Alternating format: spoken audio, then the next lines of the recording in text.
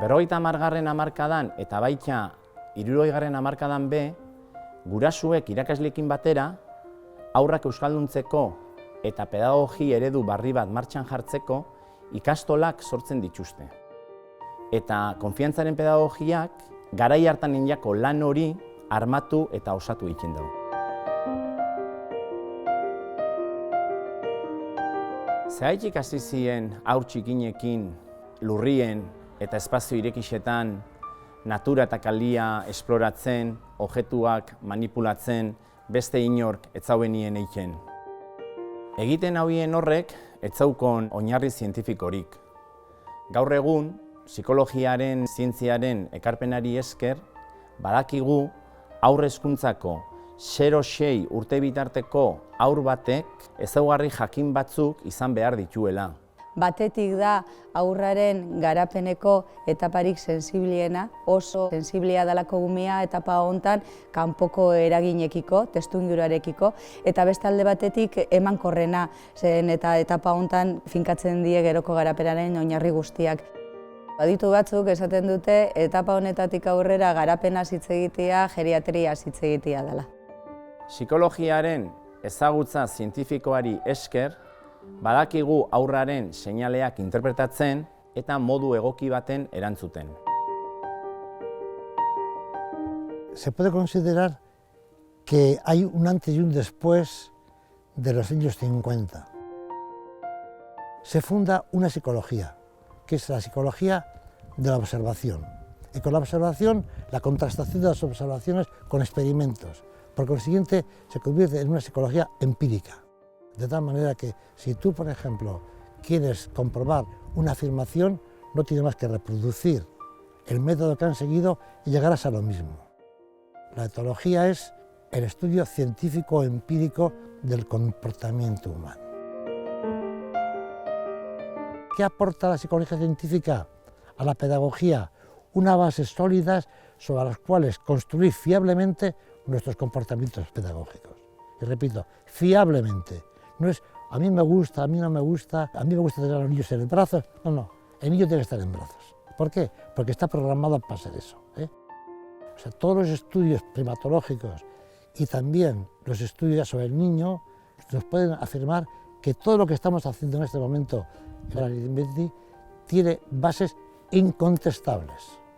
Claro, eso entonces da lugar a una pedagogía muy serena y firme. Sabemos lo que hacemos, por qué lo hacemos y por consiguiente lo hacemos. Zientziaren ekarpen honekin hainbat printzipioetan adartutako arbola jaixo zen. Eta gaur egun, bioz, xamur eta enbor tinkodun bihurtu da. Hala sostengatzen da, hala arnasten da. Konfiantzaren pedagogia.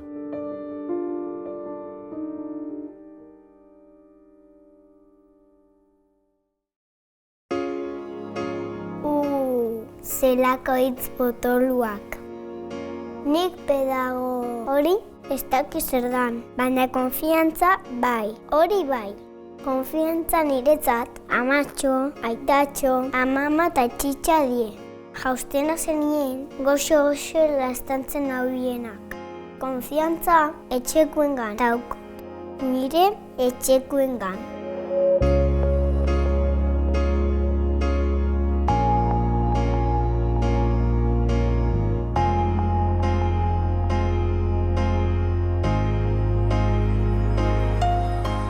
Momentu hontan hasten da guraso eta ikastolian arteko elkarbizitza.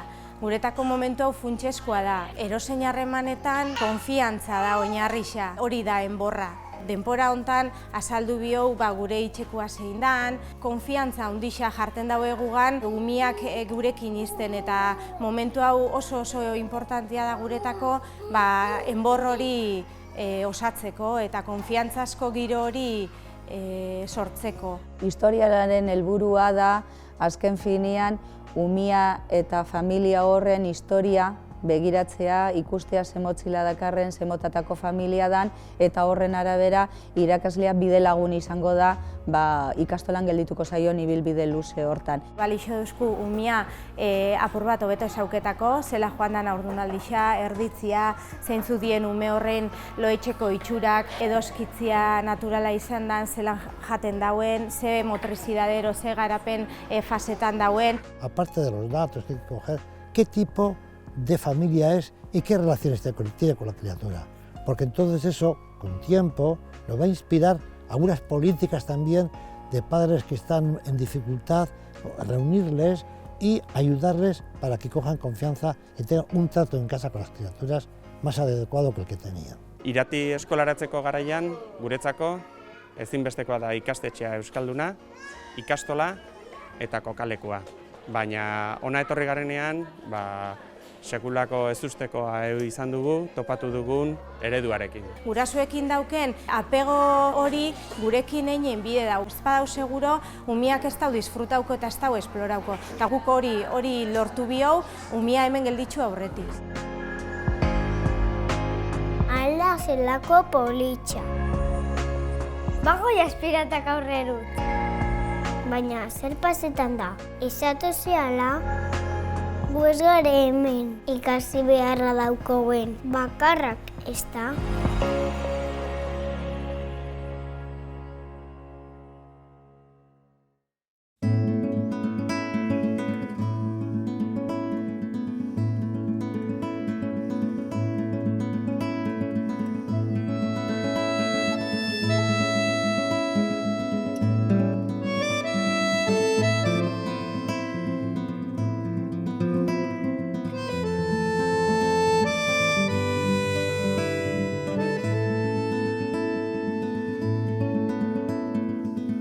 Hoy día la familia necesita de la ayuda, porque la madre y el padre trabajan, eso es lo primero.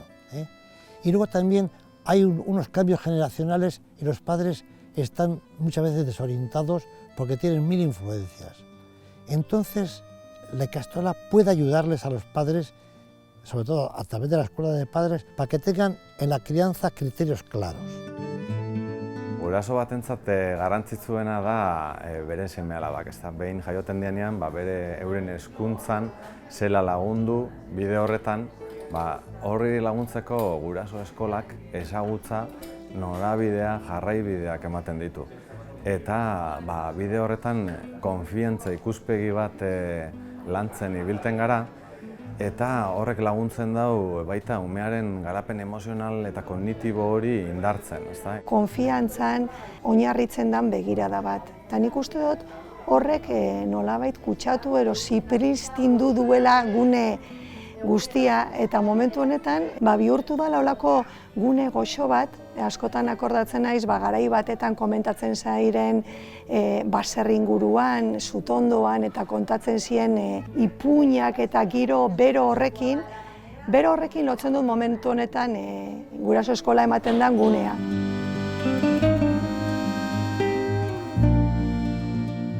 Sortzen da inguru bat. Azkenean gube kalera urtetzen garenean, guraso eskolako pertsona batzuk elkartzen gara eta komentatzen ditugu guraso eskolako gaia gure artean.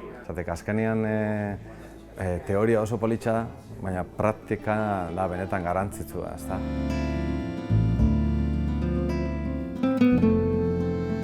Ez naiz guraso eskola hasi aurreko pertsona berdina, guraso moruan behintzat. Ikusten dutelako ezagutza bat jaso dut, guraso hezkuntza horretan laguntzen didana, segurtasun bat, eta horrek uste dut nire seme-alabengan eragina izango duela, onerako, ezta. Orduan alde hortatik ni oso gustora nau. Danon artean eraiki dugun gauza eder bat, horrela irudikatzen dut nik guraso eskola.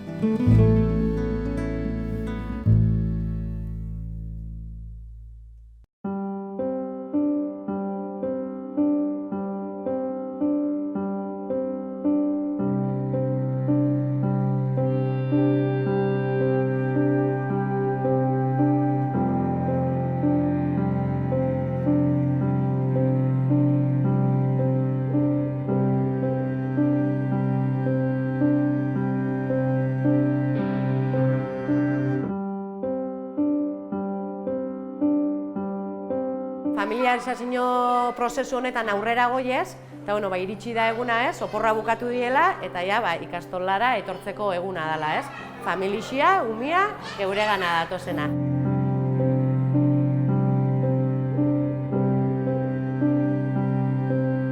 Umiekin integrazioa eta andereñoekin, eta hori ondo.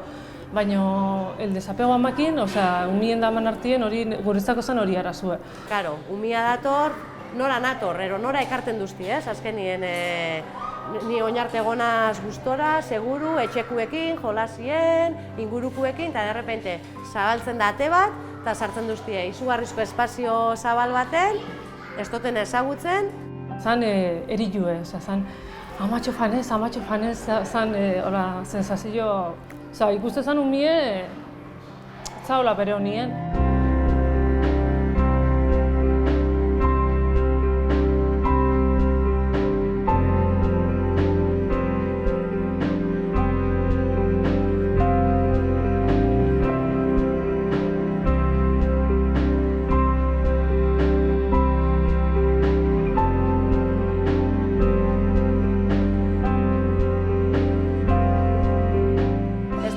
Hemen geratzen zara, agur amatxo, amatxo badoia, itatxo badoia, mama badoia berdin da, eta hemen geldintzen zara, eta guzti horrekin puskatu, eta azkenien da umia da aldendu bidana gurasoenetik. Eta zelan aldentzen da umia gurasoenetik, ez?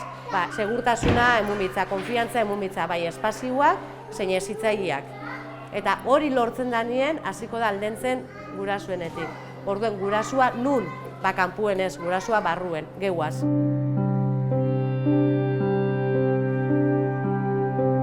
Komentau zienien aukerien aukela, prozesue hola egiteko, sentiu naiz oso babestuta, ikastolin aldetik oso babestuta. Haurrak ez du bere ahalmenengan konfiantza izango, inguruan gauden guztiok, gurasuak, hezitzaileak, ez badaukagu konfiantza eta ez badu berak konfiantza hori somatzen eta bizitzen. Eta gure artien be badauela konplizidade bat, guraso eta hezitzaileen artekoa. Handerrek igertzen dau gutxi gora bera, hau famili txiki bageala, danak alkarrekin, bai andereñuek, bai gurasuek eta bai beha, azkenien ezke hori komplementauta daola eta hoixen igartzen dauela. Azkenien umiek azkarra die eta... Orduen, hori ez da ulertzen ez 2 egunetan, ez astebetien, ez 3 hilabetetan, ez 5 hilabetetan. Hori azkenien ume bakoitzak bere ritmoa dauko eta guzti hori errespetatuz, bakoitzak esango dau, noiz bukatzen den fase hori. Sartu orduko korrikan badijue bestiengana, agur ezate jo alkarri, muxu bat eman.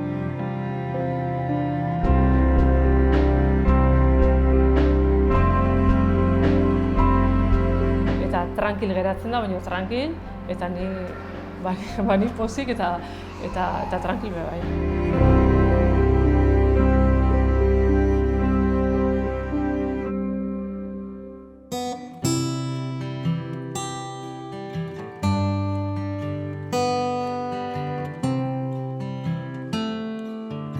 Gure ikastolan, gurasoak etorten direnean umiekaz, ikastola barruraino sartzen dira. Bai, umeak jasotzeko orduan eta bai izteko orduan. Zergatik uste dugu garrantzitsua dela? Honi esker, umeak egokitu eta transizio momentu hori lasaiago egiten dutelako. Bere etxeko eredua eta ikastolako eredua batera eukitzerakoan modu natural batean sartzen direlako gure ikastolara.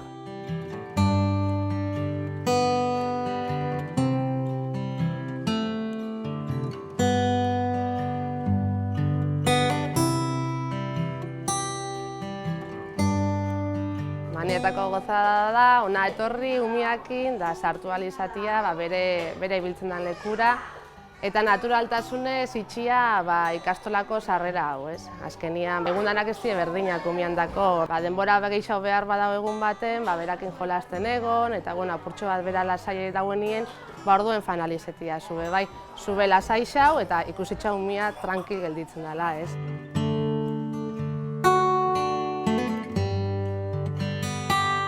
Gaur gautxarra pasau dugu eta alaiak ez da bino zondolo eta gozaldu eta goizian behapur bat txartu ibili da eta hori dator apur bat moteltxo. Egon tranquil Garbina, edozein gauza deituko zut, egongo gare apur bat behatzen eta zerbait baldin badago deituko dizu. Eskerrik asko. Familia eta ikastolako harreman estu eta konfiantzaskoa izatea oso baliagarria da. umia zelan datorren jakitzeko. Hau da, egunero ez gaudelako bardin, egunero ez gara jaikitzen bardin, eta egunerokotasunean gertatzen diren gauzak ere bardinek ez dielako. Orduan guk informazio trasbasea egiten baldin badugu gurasoekaz, ondo aukeratu dezakegu ze estimulu behar dituen haurrak eta erantzun egoki bat eman ari izango diegu.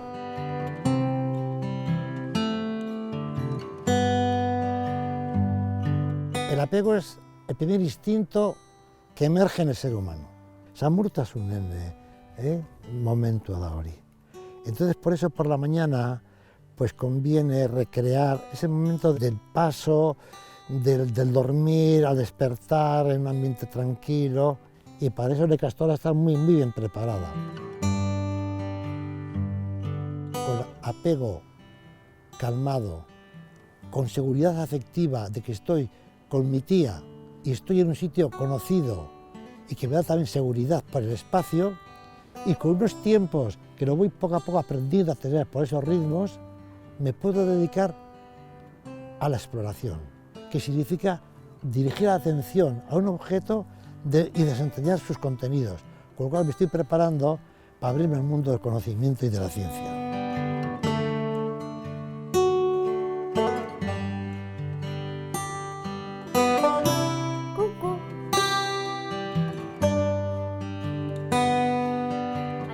Niretzat izango da. Bakoala izetia asperga xamarra izen bida. Imaginauko zeuke lainuak morauak izetie?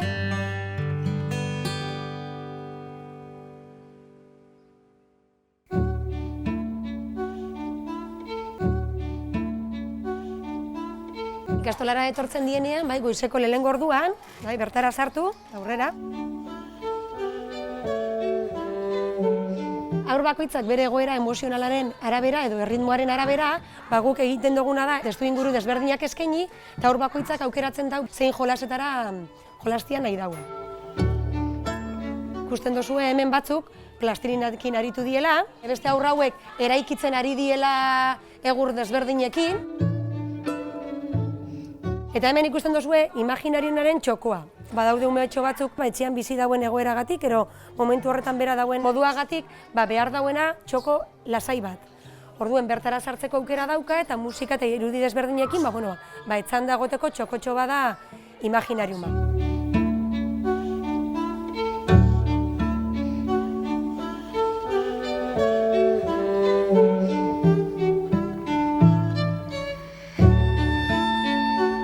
Ondoan badaukagu irudimentziotako estruktura hau, haurrak bere arlo motorea garatzeko, daukate hemendik ikusten duzuen moruen eskilerak, goian daukate boladun piztina bat, salto iteko, korrika iteko espazioa daukie, eta beste leku hartatik aukera txirristatik jeizteko.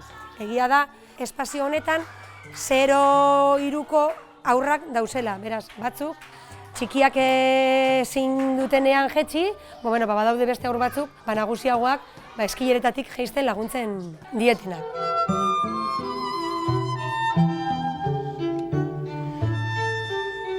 Beste espazio hartan, ikusi dugu txikiak irakaslearen laguntzaz, esperimentatzen ari diela, material desberdinak sartzen dizkiegu basulo horietan, eta beraiek, bai testuraren arabera, edo bai usainaren arabera, material horrekin jolasten ari dira.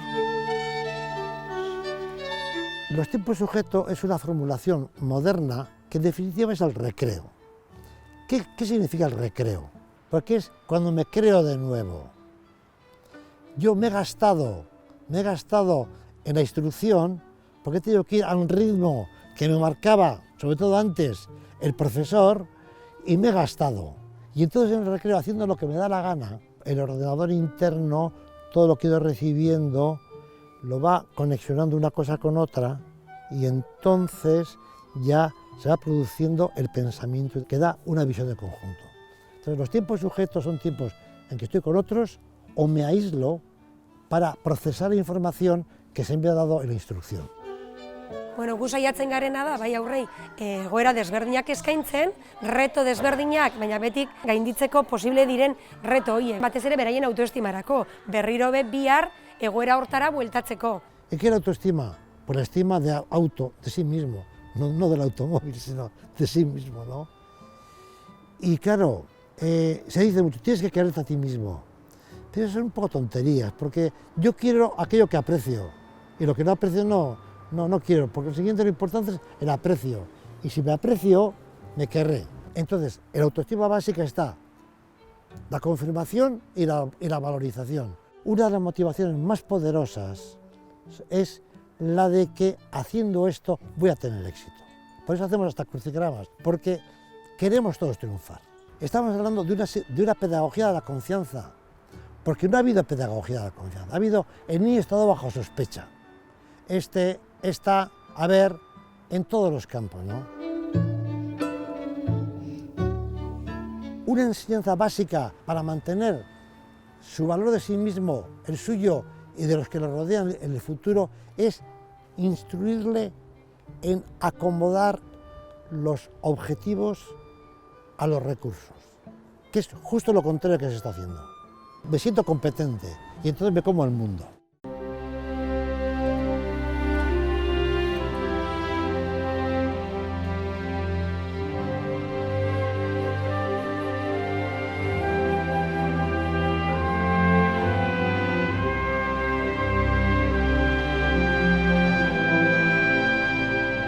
Orain arte beti proiektu pedagogikoa egon da arkitektonikoaren zerbitzura.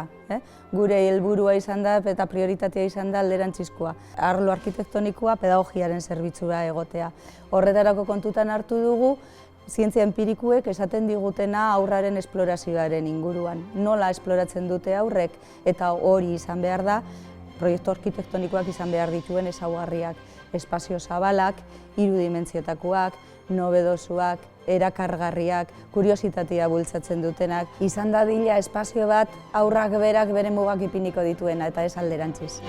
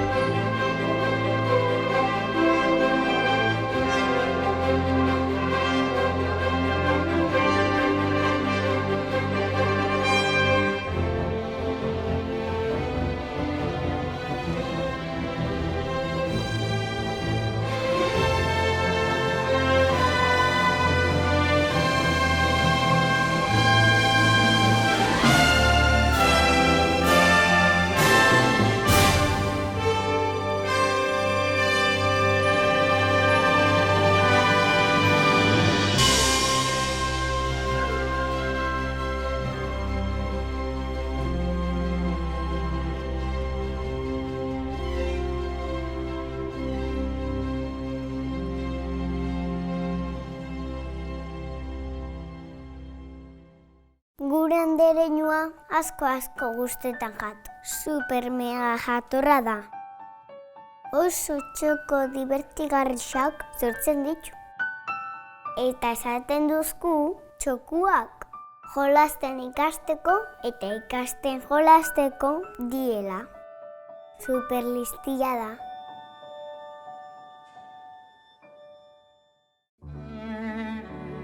El ser de niño asienta en dos pilares. Uno, el instinto y todas sus potencialidades. Todos esos programas instintivos, para que se desarrollen, necesitan de respuestas adecuadas. A esto llamamos el cultivo. El segundo pilar del niño humano es ese portentoso desarrollo del cerebro frontal y del neopalio que crean la mente. Y igualmente, para que la mente despliegue todas sus potencialidades, necesita de otras dos cosas. La primera, libertad para inventar y libertad para equivocarse. Justamente estamos donde estamos gracias a que podemos equivocarnos. Pero para eso hace falta una mirada, la mirada de los educadores, que la acompañen en los ensayos y que cuando cometa errores le consuelen y le lancen hacia adelante. Y junto con esta mirada, pues que le ofrezcan libremente herramientas para que haga sus ensayos.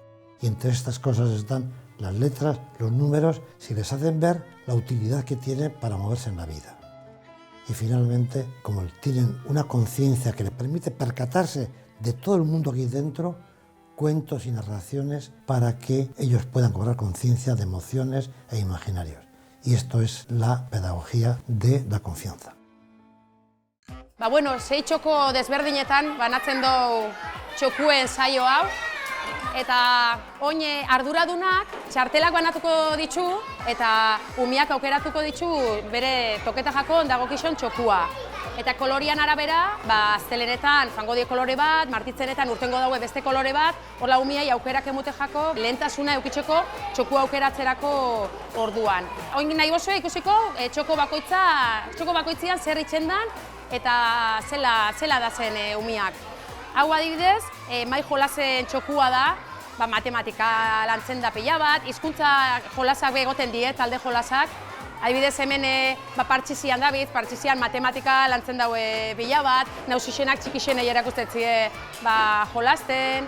Gero puzliak itxeko orduan be, zailtxasun maila adineka zailkatuta dauko, 3, 4 eta 5 urteko puzliak, baina umiak aukeratzen ditu, berak momentu horretan dauen mailan, ero lorpen txikixeak itxek baten da, ja ikusten dauenean pieza txikikuak inda daukiena, jaten die onditxu hauak hartzen.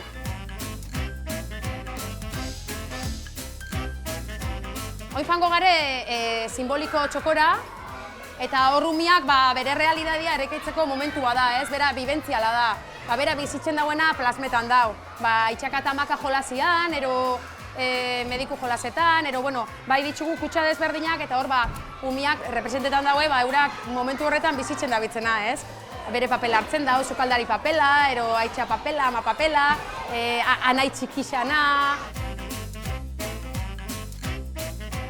Men adibidez dabitzon pelukeria asuntuan.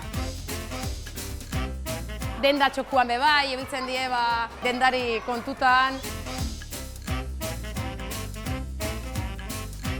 Eta simbolikoan beste txoko badauku, 2 txoko ezberdin. Gaur adibidez dabitz mozorrotzen, bata bestea imargotzen, handixe txikixei asko lagunketatzi jazterako orduan, imitazioa da, adin honetan oso importantian, nausixenak itxen dagoena imita, prestatzen.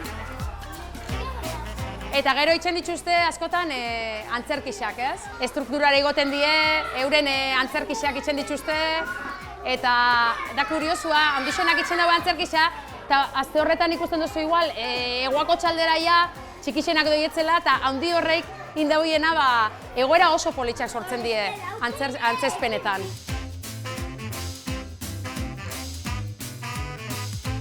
Oin hemen eraikuntza txokuak daz, eta hemen bada irekitzeko, Hitzak esaten dago moruan, eta material desberdina jartzen ditugu euren esku, jolas simboliko hori plasmatzen daue, bere errealidadeko bizipen horreipe plasmatzen dituzte bere konstruzioetan, Eta ikusten duzuen moruen, hor dabitz animalisekin, egurra izaten da konstruzioko material oso goxua adin honetan, da umiek oso gustora jolasten dauen materiala. Eta hori, nausixenei, txikixenei erakustetzie, euron eraikuntzak, zela itzen dagoien, mugatua da aukeraketa. Adibidez, eraikuntza txokuan, egon lehizke, 15 ume. Baldin badatorra 16garrena, etxoinin biko da, ero beste txoko batera janbiko da, batzuk egoten di hor zain, tokau arte, beste batzuk trampak behitzen daue, hasieran, aldaketak, eta hor ikusten duzu bakoitzan habilidadia nun dagoen, ume bakoitzan habilidadia, eta horre bilibegare guk heldu moruan gure lana da behatzaile izatia eta horri neurrixe hartzia. Ordenagailu txokuan lantzen dugu matematika, hizkuntza jolasak, hainbat material dau, umien esku eta eurak aukeratzen daue nahi dauiena. Eurok programak eta gu behorgaz apur bat gidatzeko. Hau ikeragarri guztetan jaki, esperimentazio txokua. Azkenian arlo manipulatiboa da, lantzen dana eta umietan motricidade fina lantzeko eraba da.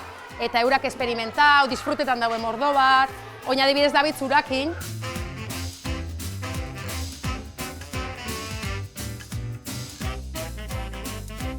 Ikusten duzuen moruan oso gustora David, eta hemen adin honetan nahi garrantzitsua da, manipulazioa da, ez? Eta mugimendu biherra daukien ume horrek, beste txoko batzutan gorputz mugimentua da, gehi hau sakarra, korrika, salto, hemen da beste era lasaiagoak, baina baitza dabitz mugiduten, baitza dabitz esploretan, eta asko zentretan die txoko honetan umiek. Gero txokuek bukatzen dienean ja, umiek hileran jarri, eta ume bakoitzan izena dau, eta txoko ezberdinak. Orduan umiak jartzen dau pegatina, ebilidan txokuan. Aztian ikusten da, adibidez, Xabier, simbolikoan eta esperimentazio txokuan ez da egon. Esango zau, urrengo azterako behartu ez, baina bai gonbidatu eta animau txoko horretan parte hartzeko, ez? Eta hor dau pizkatxo bat irakaslion lana. Txokuetan irakasliaren papela kanbixau itzen da. Ekintzetan sortzaile eta behatzaile bagara, baina horrez gain behatzia gure itxeko importantia da. Eta horretarako behatzen ikasi behar izan dugu. Al liberarse los educadores de la tarea de mediación, se libera para una tarea fundamental, que es la observación. Observación en dos dimensiones. Una, de ver los progresos de la criatura para devolverse de un espejo a ella y a la familia. Y segundo, para la detección precoz de los desvíos. Detección precoz de un desvío que luego va a redundar, comunicando a la psicóloga, en una intervención precoz. En los comienzos. Me estoy refiriendo a los trastornos de atención con hiperactividad y comportamientos antisociales y la agresión. Para ello hemos construido unas hojas de observación que tienen dos funciones. Una, la de entrenar continuamente a los profesores en la observación, y dos, el ir detallando los pasos evolutivos de la criatura para luego, introducidos en un sistema de tratamiento de datos, podamos ver cómo nuestra intervención pedagógica tiene resultados en el desarrollo de la criatura en sí mismo, en sus potencialidades y en sus relaciones con los demás.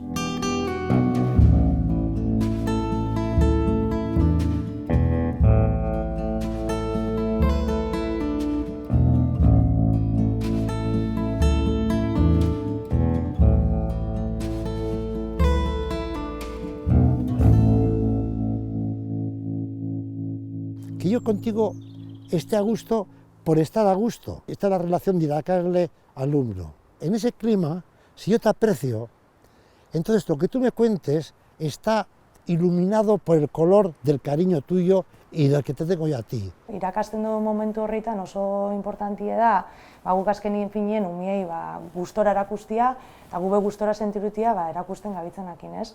Azken finien gustora erakusten dugu, umian dako beste motivazioa da, eta eurak oso gustora ikasten daue, ez?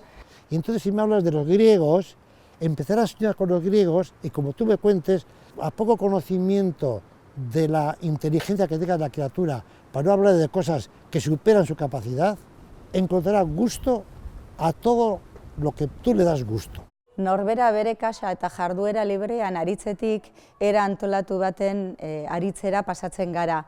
Era antolatu horrek bertiente asko dauzko, batzutan aurren interesetatik ere sortzen dien proiektuak die eta beste batzutan irakasleak berak proposatutako interesak die. Baina danak daukaten ezaugarri amankomuna da aurrak berak bere garapen kognitiboaren arabera eta bere erritmoaren arabera erabakitzen dauela jardura horietan parte hartu ala ez, ala aurreko adinen batekin egon behar dan ala ez.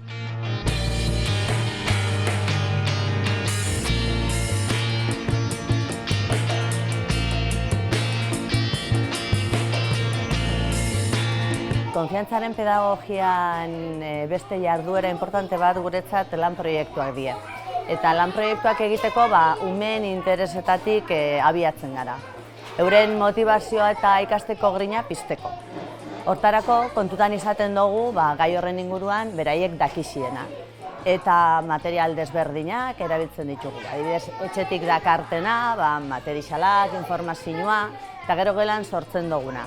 Arbel digitaletatik, ero idezetan topatzen duguna, interneten, edo baita liburutegitik ekarritako informazioakin. Iturri desberdin hauekin, irizpide eta helburu batzuk zehaztuz, gaia osatzen joaten gara. Jarduera antolatuak planteatzerakoan kontutan hartzen ditugu haurren perfilak. Perfil mota desberdinak dauz haurren artean, gure lana bai da muminaren perfila ezagutzea eta horren arabera mumiak osatu itzen die eta taldeak asko heterogeneoagoak eta eraginkorragoak die eta elkarrengandik ikasten dute. Ikusten dugu gure lanabe aldatu dela, lehen erdigunea irakaslea zen, bai? Guk lan instruktiboa egiten gauen, guk genekixen eta eurak ikasi egiten zaubien. Gaur egun, irakasle bakarra ez da erreferentea, eta irakasle talde osoa gara erreferenteak. Bai, edozein egoeraren aurrean, aurraren batek, kezkaren bat edo emozio baldin badauka, ez doia bere tutoraren gana. Baizik eta momentu horretan, espazio hortan dagoen irakasle edo erreferentearen gana. Guretako hori oso aberatsa da. Como una de las cosas que dan miedo es la novedad, si por lo que sea yo llego un día porque he estado enfermo y los otros ya van leyendo, me asusto, el profesor no es quien me mete miedo, sino es el que me ayuda a mostrarme qué fácil es, y cuando yo me asusto porque me parece muy difícil, voy donde él y me lleva de nuevo de su mano para ver lo fácil que era. Lehen egiten genituen lanketa guztiak gehienak izaten ziren individualak, bakoitzak bere etxera eramateko, bere lan txostentsuakin, eta gaur egun egiten duena da bermatzen dugu, berdin ikasten dela, ero unik esango nauke hobeto, baina taldien egiten da lan asko. Hamsters? Michael! I am happy. Now it's raining, raining hard. Oh, you're me, what can I do? Norabidea lantzeko lehen fitxetan eitzen zienak oin plantilla batzuk dauzkagu, askoz berakargarri xauak, batein bi herrien aukera daukie bat baino gehiago eiteko, lagunen izenak, kopiak eta txikiak eiteko, kuaderno honek be, gelarako die, komunak die, eta gaur batek erabili dauena urrengo egunien bestiai balio dutze ikusteko eta ikasteko. Motrizitate fina lantzen dugu, kasu honetan material honek dauzkagu, baina erabiltzen dugu plastilina, josteko ariketak, material anitza dau. Eduki desberdinak globalizatzen dira. Matematika, irakurketa idazketa, hizkuntza, inglesa, haur filosofia, plastika, musika, eta eduki batzuk adineka lantzen ditugun arren, beste batzuk adinak nahaztuta egiten ditugu. 2 eta 3 urtekoak alde batetik eta 4 eta 5 urtekoak bestetik. Eta batzutan ere izan dugu haur hezkuntza osoko lan proiektu bat. 2tik 5 urtera bitartean. Azkenian etxean anai arrabekin gertatzen den moruen, ikastolan be iguala pasetan da, ez? Txikixenak ikasten daue nausixenetatik eta nausixenak zainketan dituzte txikixak eta babestu eta hainbat ekintzetan eurok die motore eta eurok eragitzen daue txikixengan, ez? Es muy interesante lo que se está haciendo ya en Arizmendi, que haya una comunicación de edades. En la criatura humana, la imitación juega un papel importantísimo en el aprendizaje. Los niños aprenden no por lo que se les dice, sino por lo que ven. Y los mayores con los pequeños desarrollan otro instinto, que es el instinto de cuidados. Les enseña cosas. Hori gauza oso politxe da, bizitzan eman biko litzakena egoera guztixetan, ez?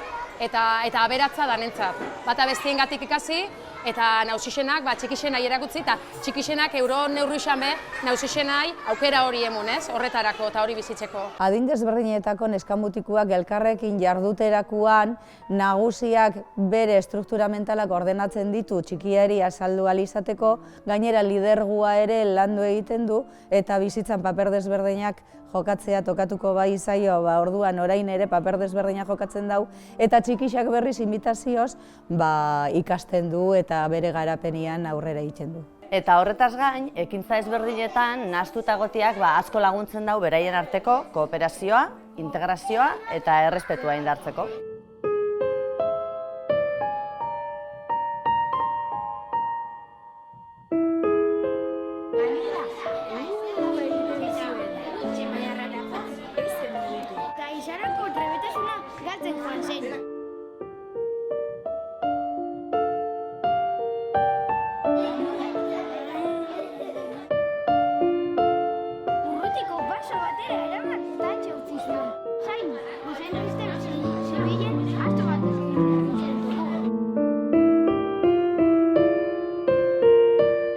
Eta ez bazen? Arpadillo kalabaza.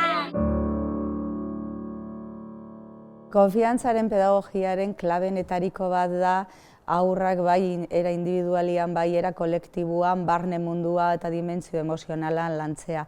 Eta horretarako erabiltzen ditugun tresnak die musika, artea eta kultur tradizioak.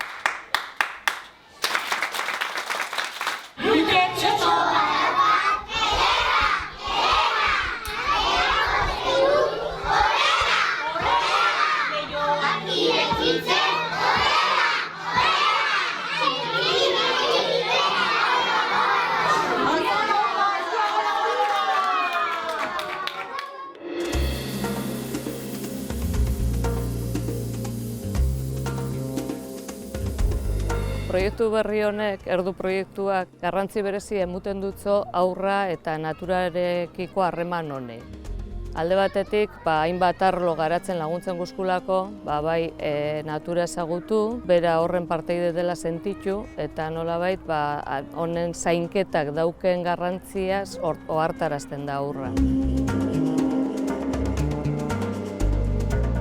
Espazio desberdin hauek aurrai aukera muten dutzie bere gorpuz mugimenduak eta hobeto garatzeko, oreka hobeto lantzeko, eta baita ere lurrakin kontaktu zuzen honek ematen dutze aukera bai esperimentatzeko, esploratzeko, ikertzeko, eta horretarako eskaintzen dutzau negutegia, hortua, konpostadora ere bai, aurrak hasi bat eraitzen dauenetik, fratelean produktua ikusten dauenera arte, prozeso guztiak ikusten ditu. Guk urtero jarri zen dugu hortua. Pastan dana, udaberritxik aurrera hasten garela lantzen umiekin. Eta horrek azkenien umie iztotzi izten, benetan emaitzak ikusten zatik. Emaitzak ikusten dituztenako ikasturtia bukatu jako. Orduen egute gisa jarri da urten martxan, eta honek ahalbidetzen duzku lanketa urte guztira zabaltziaz. Ume guztiak dauki aukera etortzeko eta proiektua zabaltzen da etapa guztira. Garaixen garaiko produktuak ikusten daue, barazki ezberdina dauzela, eta ikasliekin zelan aukeria daukoen azokara joateko. Bertan, baserritarrekin harreman zuzena mantentzen dugu, eta holan bidia ez da inoiz eteten. Eta hau ere lotzen dugu elikaduraren garrantziarekin.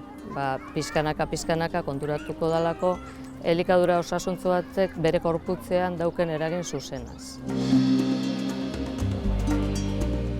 Eta natura bezain garrantzitsua da guretzako komunitatea, herria.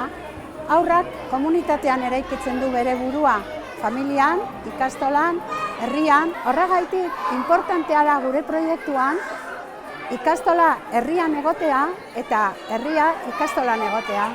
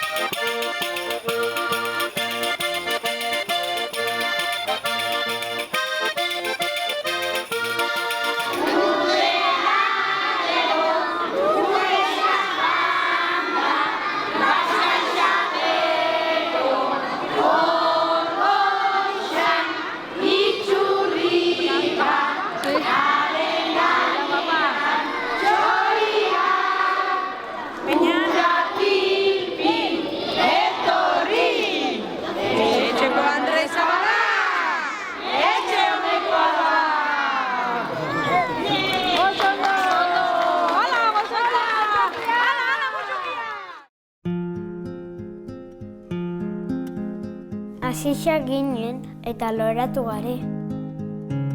Gaur, zuen babesa, bihar dauen, lora koloretsuak gare. Izan zaitxezen, geure lur, euri eta aixe. Eta mundu guztia argituko gure edertasunakin.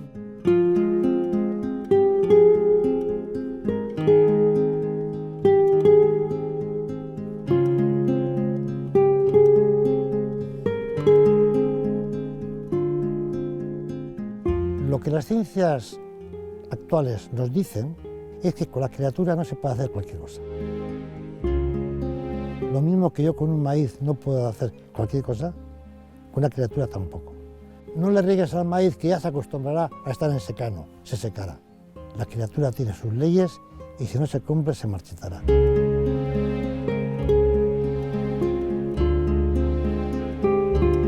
Haurra da gure arretagune nagusia. Bera da honen guztiaren ardatza. Gure lana, zuhaitz honena, haurraren eskura adar sendo, egoki eta segurua jartzea da. Berez, haurrak dakarren ikasteko grina hori behar bezala asetzeko. Elkarlanien zaintzendan arbolak danondako frutuek dakartza. Betiko bidiek betiko lekuetara erueten gaituzte, eta guk urrina ufan gure du. Pertsona osasuntsu eta askiek gure ditugu. Sustar zenduetatik azken arramaraino garena gare eta sentitzen dugun ilusio handi horrek esaten duzku gure lana loratzen ari dela.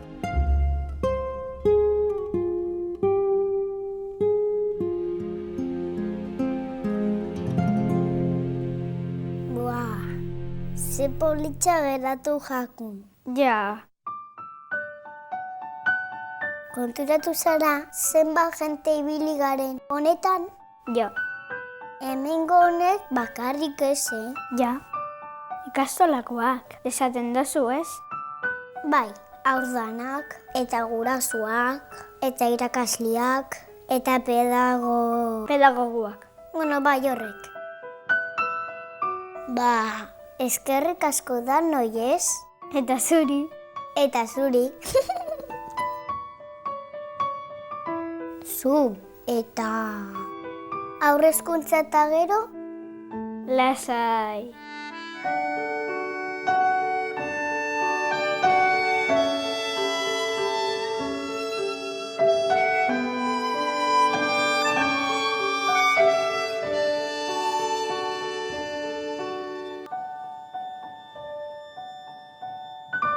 Konfiantzan, pedagogia. Hori da, lortu duzu.